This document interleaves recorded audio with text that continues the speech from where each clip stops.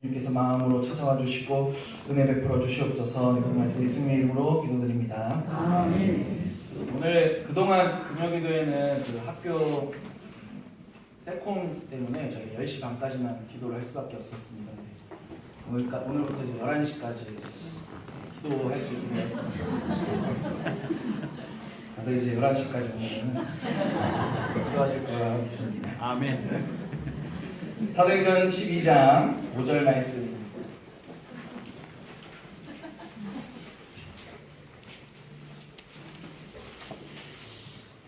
사도행전 12장 5절 말씀.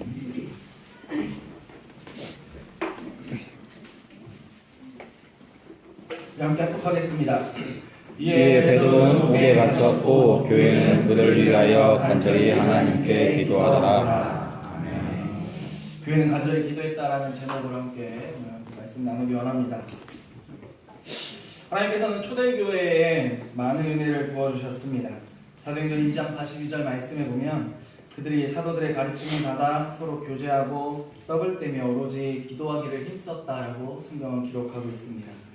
말씀과 같이 사도들의 선포되는 말씀을 통해서 예수를 그리스도로 고백하는 자들이 많아졌습니다. 그리고 예루살렘 교회는 은혜가 충만하였고 그들은 기도하기에 힘썼다는 것을 우리들이 알 수가 있습니다. 예수 그리스도를 믿는 자들이 많아지고 교회가 성장할 때 하지만 사탄의 방해는 교회를 가만히 두지 않았습니다. 사탄의 목적은 교회의 확산을 막고 성도가 많아지는 것을 막으면서 그 안에서 교회가 분열되고 또한 교회를 향한 시험과 핍박을 그는 멈추지 않았습니다. 사도들이 유대인들에게 많은 핍박을 받았습니다. 사도들이 표적을 일으킬 때마다 사탄은 그 사도들을 넘어뜨리려고 하였습니다. 사도들을 공회에 세우기도 했고 그들을 옥에 가두기도 했습니다. 하지만 하나님께서 은혜 베풀어 주심으로 또 하나님께서 역사해 주심으로 모든 핍박과 환난 가운데서부터 우리 교회를 지켜주셨습니다.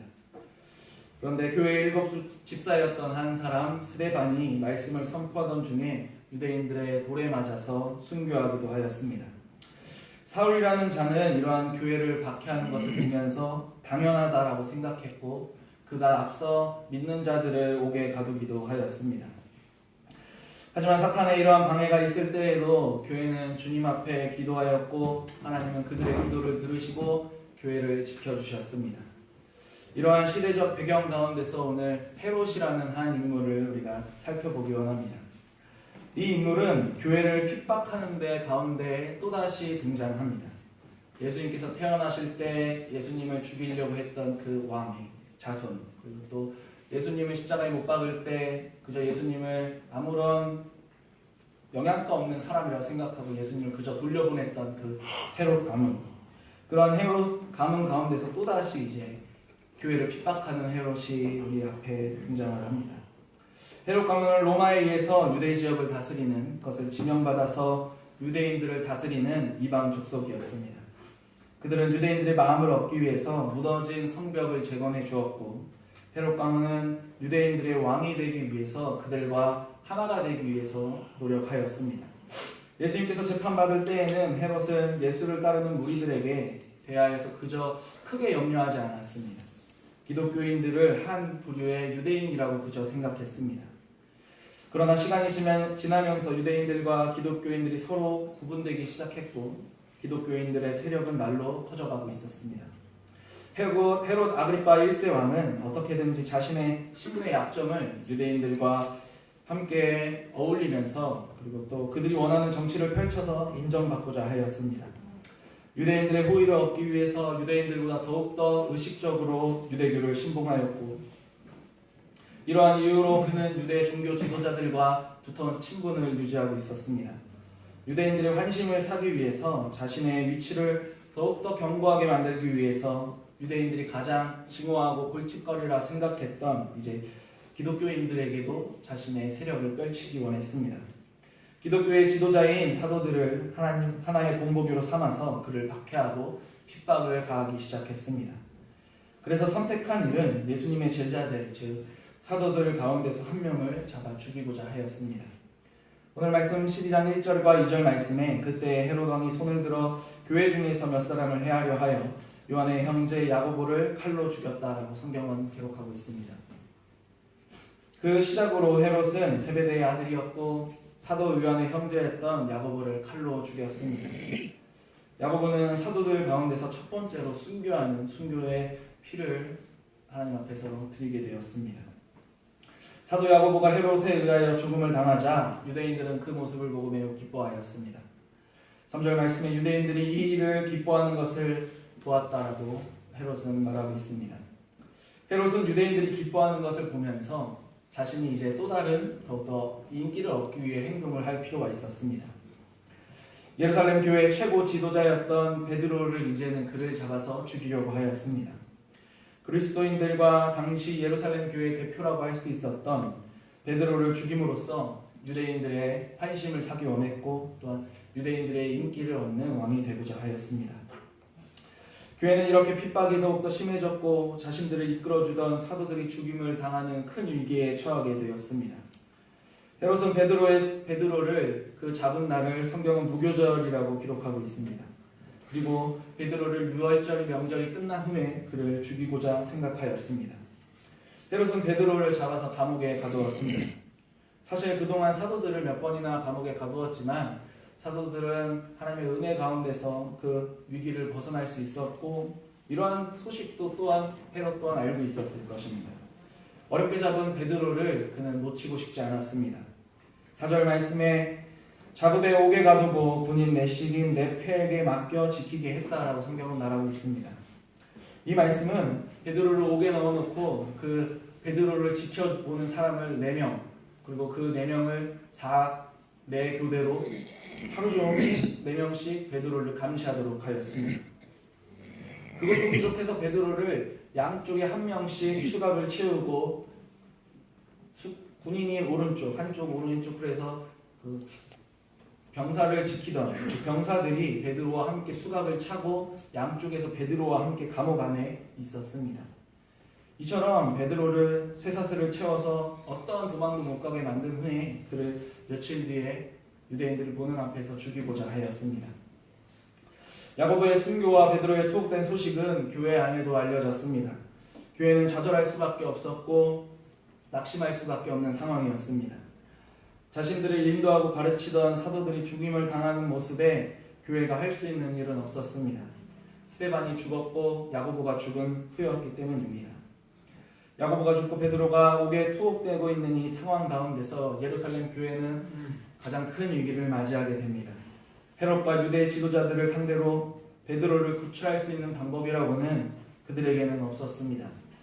헤롯의 권세에 대항해서 할 수 있는 일은 없었습니다. 그들이 군사를 일으켜서 그 수많은 군대를 뚫고 그 감옥에서 보초병들을 뚫고 베드로를 구출해내는 것은 불가능한 일에 가까웠습니다. 그래서 그들이 할 수 있는 한 가지를 그들은 선택하게 됩니다. 그들이 할 수 있었던 그 한 가지는 그저 하나님께 기도하는 일뿐이었습니다.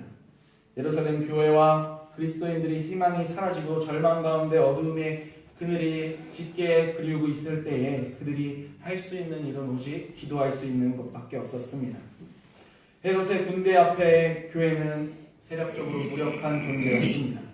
교회가 의지할 수 있는 능력은 오직 하나밖에 없었습니다. 5절 말씀에 이에 베드로는 옥에 갇혔고 교회는 그를 위하여 간절히 하나님께 기도했다고 성경은 기록하고 있습니다. 예루살렘 교회는 엄청난 위기의 순간 하나님께 기도하는 것을 선택하였습니다. 세상이 볼 때 그 방법은 가장 무력해 보이고 그리고 바보 같은 방법일 수도 있습니다. 사람의 생명을 보존하시는 하나님께 의탁하는 것이 가장 확실하다는 것을 교회는 알고 있었고 그들은 믿음으로 그것을 행하였습니다. 그리고 하나님 앞에 간절히 기도하기 시작했습니다. 지난날 예수님께서 잡히시던 그날 밤에 수많은 이들이 예수님을 떠나 도망쳤었습니다. 예수를 끝까지 따르겠다라고 생각했던 제자들도 예수님이 잡히시자 모두가 예수님을 버려두고 떠났던 그들이 그리고 그들이 숨었던 그들이 이제는 예루살렘 성도들이 예수님께서 잡히시던 밤 칼을 휘두르던 베드로와 같이 무력으로 그 위기를 이겨내려고 하지도 않았습니다. 예수님께서 잡히시던 죽임을 당한 후에 도망쳤던 그들이 더 이상 자신들을 찾아온 위기 앞에서는 이제 도망하지 않는 모습을 볼 수가 있습니다. 예수님을 버리고 예수님을 부정하던 그들은 이제 변화되어서 새 사람이 되었고 성령의 능력으로 말미암아 새 힘을 받게 되었습니다. 유월절 명절을 앞두고 베드로의 투옥 앞에서 불과 몇 년 전, 1년, 2년 전에 예수님의 죽음과 동일한 그 사건이 일어난 그 시기 앞에서 그들은 더 이상 도망하지도 무력을 사용하지도 않고 오로지 하나님께 의지하고 기도하는 믿음의 자녀들이 되었습니다. 예루살렘 교회 성도들이 기도하는 일에 집중했습니다.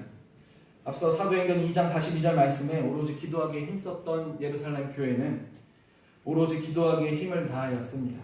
여기서 힘쓰다라는 말은 다른 의미로 헌신하다라는 의미를 가지고 있습니다. 결국 초대교회 성도들은 기도하는 데에 헌신하였습니다. 자신들 앞에 위기가 찾아왔을 때 그들은 기도에 헌신하였고 많은 시간을 하나님 앞에 간구하며 하나님께 매달렸다는 것을 우리가 알 수가 있습니다. 위기가 찾아왔을 때 흩어져 버렸고 숨었던 그들이 지난날의 그 모습은 사라지고 교회는 단결하여서 하나님 앞에서 기도하였습니다. 교회가 하나가 되어서 하나님의 찾고 하나님만을 부르짖었습니다. 위기 앞에서 두려워서 흩어지는 것이 아니라 더욱더 단결하였고 하나님만을 찾았습니다. 그리고 기도하면서 오직 하나님의 능력에 의지하는 모습을 우리들에게 보여주었습니다. 교회가 어려움에 처한 어려움 가운데서 교회가 한마음 한뜻으로 기도에 열중하고 있습니다. 이렇게 기도할 때, 교회가 기도할 때 하나님께서 어떻게 해주셨을까요? 하나님께서는 그들의 기도를 들어주셨습니다. 그리고 베드로를 옥에서 꺼내주셨습니다. 인간의 힘으로는 결코 이룰 수 없는 기적을 보여주셨습니다. 옥을 지키던 많은 군인들 사이에서 베드로를 꺼내주셨습니다. 어떠한 무력과 싸움도 없이 베드로를 두 발로 걸어서 나올 수 있게 해주셨습니다. 베드로는 감옥에서 쇠사슬을 차고 잠들어 있을 때에 천사가 베드로를 찾아와 깨운 후 감옥에서 여러 파수꾼을 지나서 걸어서 나왔습니다. 베드로는 감옥에서 모든 것을 하나님께 의지하고 자고 있었습니다. 성도들이 기도했던 것보다 더 베드로는 믿음을 가지고 있었던 것 같습니다. 자신의 손이 묶이고 내일 모레 죽을 수도 모르는 그 상황 가운데서 베드로는 자고 있었습니다. 베드로를 위해서 기도하고 있던 성도들도 대단하지만 저는 내일 당장 죽을 수도 있는 상황에서 자고 있던 베드로의 믿음이 더 대단했다고 생각합니다.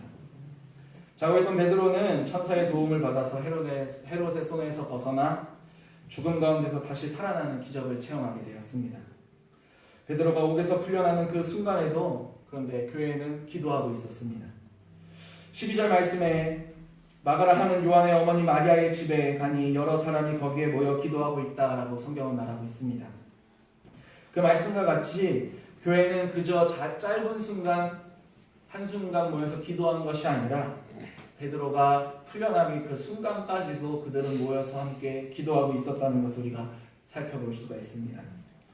교회는 변함없이 신실하게 하나님 앞에 기도했고 하나님께서는 그들의 기도를 응답해 주셨습니다. 그런데 한 가지 아쉬운 점이 저는 남아 있습니다. 베드로와 예루살렘 교회를 위해 기도하던 그들에게 작은 기도에 한 가지 아쉬움이 남아 있습니다.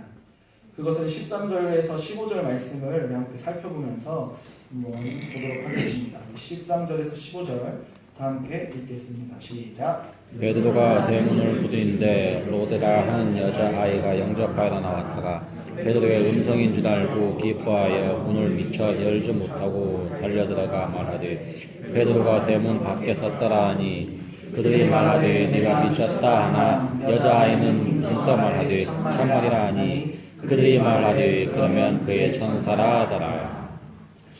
교회는 이상하게도 성도들이 위기의 순간까지도 간절하게 기도하였습니다. 하나님은 그들의 기도를 들어주셨고 역사해 주심으로써 베드로를 죽음 가운데서 구원해 주셨습니다. 그런데 한 가지 좀 희한한 게 나타납니다. 성도들은 베드로가 투옥되고 순간까지도 줄곧 베드로가 풀려나기를 기도했지만 그가 풀려날 것이라는 진짜 풀려날 것이라는 확신은 조금 부족했던 것 같습니다. 자신들을 가르치던 야고보가 헤롯에 의해서 죽임을 당하고 베드로도 감옥에 갇혀서 양손이 결박되고 이제 베드로가 감시하고 있는 4명의 간수들이 그들을 지키고 있을 때 베드로가 감옥에서 나와서 자신을 찾아올 것이라는 확신은 부족했던 것 같습니다. 그 모습은 예수님께서 잡히시던 밤 도망갔던 그들의 모습과는 다르게 이상하게 도망가지 않고 기도했던 그들이었지만, 예수님께서 부활하신 후에 막달라 마리아가 제자들을 찾아와서 예수님께서 부활하셨다라고 소식을 전했을 때 그걸 믿지 않았던 것처럼, 지금 교회도 베드로가 살아났다는 그 소식을 아직 믿지 못하는 모습을 보여주고 있습니다. 심지어 베드로의 음성을 들었다는 여종에게 너가 미쳤다라고 얘기를 하면서 그것이 베드로가 아니라 아마 천사가 아닐까라고 그들은 말하였습니다. 그들은 기도는 하였지만 하나님의 더 크신 능력은 신뢰하지 못하는 조금의 아쉬운 모습은 보여주었습니다. 하지만 하나님께서는 다시 한번 자신의 거룩하신 능력을 그 성도들에게 보여주셨습니다. 하나님의 구원의 방법은 너희들이 생각하고 있던 그 범위보다도 더 인간이 도무지 상상할 수 없는 모습으로 인도해 주신다는 것을 성도들에게 알려주셨습니다. 나에게 간절히 간구하는 모든 것을 이루어 주심으로 그들에게 보여주셨습니다. 연약한 믿음을 가진 그들에게 기도의 확신에 대해서 체험할 수 있도록 해주셨습니다. 에이 설마 과연 될까라는 생각을 가진 이들에게 살아계신 하나님을 보여주셨고, 하나님께 간구하는 것보다 더욱더 이상의 것을 그들에게 선물로 주셨습니다. 야고보서 저자는 야고보서 5장 16절 말씀을 통해서 기도의 능력에 대해서 말씀해주고 있습니다. 그러므로 너희 죄를 서로 고백하며 병 낫기를 서로 기도하라. 의인의 간구엔 역사하는 힘이 크다고 말하고 있습니다. 우리가 주님께 간구하는 기도의 능력은 매우 놀랍습니다. 우리가 어려움에 처했을 때, 성도가 병에 걸렸을 때, 교회가 어려움에 처해 위기의 상황에 놓여졌을 때, 우리의 힘으로는 불가능하다고 느낄 때, 우리가 포기하고 있을 때, 모든 성도는 하나님께 기도할 때 하나님께서는 그 기도에 응답하여 주실 것입니다. 비록 베드로가 무사하게 석방될 것이라고 상상할 수조차도 없던 상황 속에서 그들을 기도했습니다. 작은 희망을 하나 가지고 하나님 앞에 간구했습니다. 그 간구했던 결과 베드로가 무사하게 옥에서 나올 수 있었습니다. 그들의 부족했던, 아직도 하나님의 믿음을 받아들였던 그들에게 부족했던 그 모습에 대해서 하나님은 또다시 이 사건을 통해서 그들을 가르쳐 주시고 그들에게 기도의 능력에 대해서 확신을 갖도록 해주셨습니다. 예루살렘 교회의 성도들과 같이 우리 또한 간절하게 기도해야 합니다. 그리고 베드로가 감옥에 있는 동안에 계속해서 기도했던 것처럼 우리도 계속해서 기도하는 교회가 되어야 합니다. 이것은 우리의 인간의 방법으로는 해결할 수 없는 교회를 이끌어가는 것이 아니라 기도함을 통해서 온전히 주님께 의지하고 하나님의 능력만을 바라보면서 나아가는 성도들의 모습이 우리 예루살렘 교회 성도들과 같이 되어야 합니다. 예루살렘 교회 성도들은 더 이상 이제 도망가지 않습니다. 이미 구원의 은혜를 맛본 그들에게 죽음은 더 이상 두려운 존재가 아니었습니다. 그들은 담대하게 그 문제를 위해서 기도했습니다. 비록 그들이 기도를 하면서 완전하게 하나님을 의지하지는 못한 모습을 보여주었지만 하나님께서는 또다시 그들의 부족한 믿음을 채워주셨고 또한 역사하심을 통해서 그들에게 가르쳐 주셨습니다. 그리고 확신을 내려주셨습니다. 기도의 확신이 부족했던 예루살렘 교회 성도들이 자신들이 기도하였을 때 죽을 것이라 생각했던 베드로가 살아 돌아와서 자신의 기도에 응답되었을 때 그들이 교회가 그들의 삶의 모습이 또다시 어떻게 변했을지를 생각해 본다면 우리들이 기도를 안 할 수가 없을 것입니다. 더 이상 그들은 두려움이 남아있지 않을 것입니다. 하나님의 능력으로 무슨 일이든지 가능하다는 믿음의 확신만이 그들 가운데 있을 것입니다. 어려움이 처했을 때 더욱 주님께 간절히 기도하는 교회가 되었을 것입니다. 교회가 한마음 한뜻으로 기도하였을 때 예루살렘 교회를 넘어서 이 땅에 수많은 교회들이 세워졌고 하나님의 복음이 세계 만국에 전해지게 되었음을 우리는 역사를 통해서 우리가 체험할 수 있었습니다. 앞으로 우리 교회가 나아가야 하는 길에 대해서 함께 오늘 말씀을 통해 생각해 보셨으면 좋겠습니다. 우리 교회가 부흥하고 성장하기를 원하신다면, 우리 교회 자녀들이 하나님을 만나고 믿음으로 자라가기를 원하신다면, 아직 믿지 않는 우리들의 가족들이 예수 그리스도 앞에 나와서 주님의 교회에서 함께 신앙생활을 하기 원하신다면 우리가 무엇을 해야 하겠습니까? 그저 가만히 앉아서 우리 교회 왜 한 목사님 설교 너무 좋은데 너 왜 안 오냐? 이렇게 얘기하면 그들이 과연 그걸 이해하고 믿을까요? 지나가는 사람을 붙잡고 우리 교회 너무 좋습니다. 우리 교회 한번 와보십시오. 그러면 그들이 과연 우리 교회가 그렇게 좋군요 생각하고 우리 교회를 찾아올까요? 이것 또한 제 부족한 믿음일지는 있지만 우리가 열심히 전도에 힘쓰고 부흥에 힘쓰기 위해서는 우리가 기도해야 합니다. 하나님의 역사가 우리 교회 가운데서 이루어지기 원한다면 우리는 간절하게 기도해야 합니다. 예루살렘 교회는 말씀과 함께 기도하였고 구제와 함께 기도하였습니다. 말씀만 있지 않고 구제만 있지 않았고 그들은 항상 기도와 함께 하였습니다. 주의 선포되는 말씀을 통해서 우리가 위로받고 은혜받고 있다면 그렇다면 그 말씀의 은혜를 위해서 우리는 교회를 위해서 목사님을 위해서 더욱더 기도해야 합니다. 한국교회 부흥하는 교회 뒤에는 항상 끊이지 않는 기도의 동역자들인 성도들이 함께하였습니다. 그들은 담임 목사와 교회를 위해서 항상 기도하였고 교회를 위해 예배를 위해 그 은혜가 임하기를 위해서 항상 기도하는 동역자들이었습니다. 세상 교회는 이것을 중보기도라고 합니다. 그런데 우리는 그동안 중보라는 말이 자체가 잘못되었다고 얘기하면서 그건 하면 안 된다라고 가르쳤습니다. 우리는 그저 그 단어의 의미를 두면서 중보기도는 나쁜 거라고 말하면서 우리는 그 기도를 하지 않았습니다. 남을 위한 기도라고 얘기하고 기도하면 되는데 우리는 중보기도하지 않는 교회라고 얘기하면서 중보하면 안 된다고 하면서 우리는 기도하지 않았습니다. 그러한 것이 과연 우리들 가운데 남아있다면 우리는 이제는 바꿔나가야 합니다. 우리 교회도 교회를 위해서 예배를 위해서 담임 목사님을 위해서 또한 우리 교회 학교를 위해서 많은 아이들을 위해서 기도하고 또한 그 기도로서 후원하는 많은 동역자들이 필요합니다. 많은 교회들이 말씀을 전하는 강대상 뒤쪽에 기도방이 있는 것을 아십니까? 목사님이 말씀을 전하실 때 예배를 드리신 많은 권사님들이 그 뒤에 가서 예배가 진행되는 동안 교회를 위해서 예배를 위해서 하나님께서 이곳에 역사해달라고 그들이 기도하는 교회들이 많이 있습니다.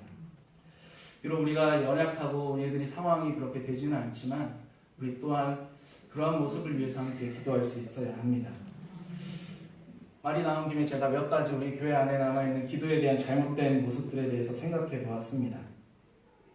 우리 예전 교단이 가지고 있던 기도에 대해서 잘못됐던 그 모습들을 한번 생각해 보았습니다. 저 역시 경양에서 오랜 시간 있었고 또한 파주에서 신학교를 다니면서 그렇게 배웠고 그것이 옳다고 생각했지만 또다시 이렇게 신학을 계속해서 공부하면서 제가 느꼈던 그 잘못됐던 모습에 대해서 한번 생각해 보았습니다. 우리 교회에 남아있는 기도에 대한 오해들이 어떤 것이 있는지에 대해서 봤을 때 제가 예전에 여전도회 수련회를 한번 참석한 적이 있습니다. 전국 여전도회 수련회에서 목사님의 말씀 선포가 끝난 후에 이제 기도회 하겠다 생각하고 이제 들어갔는데 기도회 없이 그냥 한 3분 정도 통성 기도하고 끝났습니다. 그 이유에 대해서 제가 물어봤을 때 목사님의 그 말씀의 은혜가 있기 때문에 우리가 기도하면서 그 받은 말씀의 은혜가 줄어든다고 기도를 하지 않았습니다.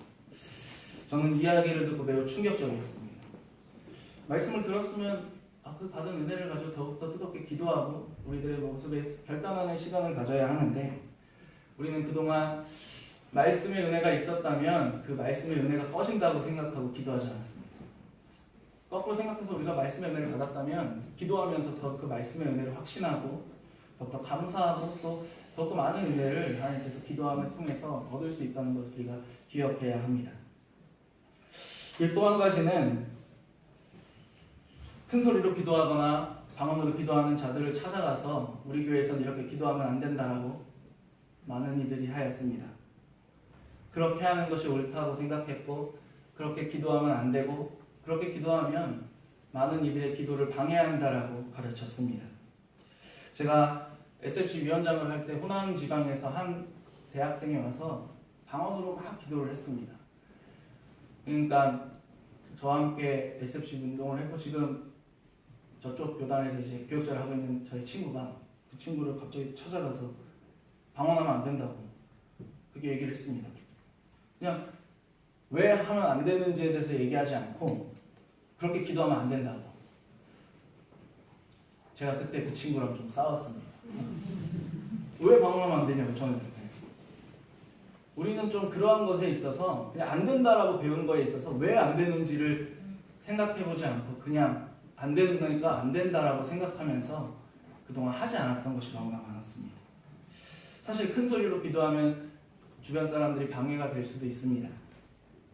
그런데 내가 주님 앞에 정말 간절히 기도하고 내가 주님과 함께 기도하는 그 순간 옆 사람이 기도가 들린다는 것 자체가 어떻게 보면 하나님 앞에 온전히 집중하지 못한다는 모습은 아닌지를 한번 되돌아봤으면 좋겠습니다.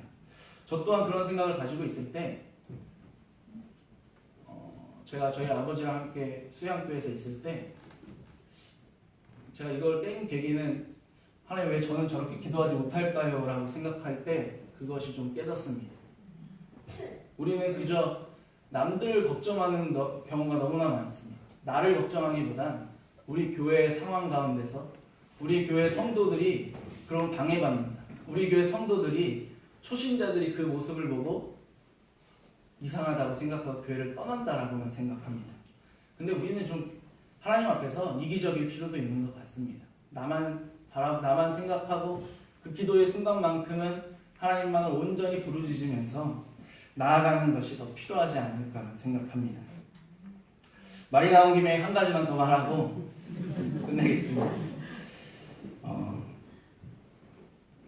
좀 죄송한 말씀이지만 저는 새벽기도회나 금요기도회 때 성도님들보다는 그래도 교역자이기 때문에 오래 남아 있어서 기도해야 된다고 생각합니다.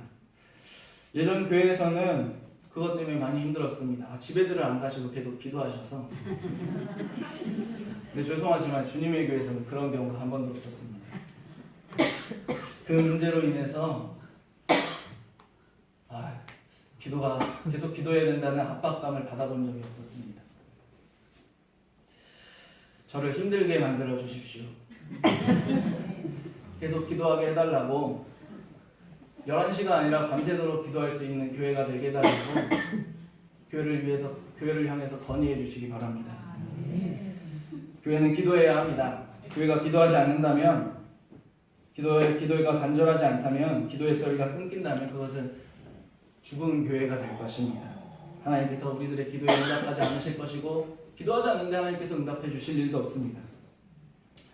초대교회 성도들이 말씀과 기도, 구제와 기도의 모든 일에 함께 기도와 함께 했던 것처럼 교회는 무엇보다 기도하는 곳이 되어야 합니다. 교회는 기도해야 합니다. 교회에서 기도가 멈춘다면 그 생명력은 이어나갈 수가 없을 것입니다. 우리가 은혜 받았다면 그 시간만큼 주님 앞에 매달리고 기도하시기 바랍니다.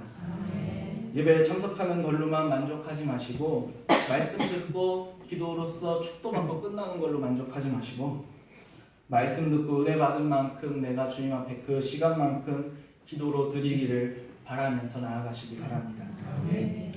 예전에 제가 전재기 교수님한테 한 얘기를 들은 적이 있습니다. 전재기 교수님이 벽에다가 등을 대고 24시간을 기도하는 것을 하셨는데 너무 힘드셨다고 말씀하신 적이 있습니다.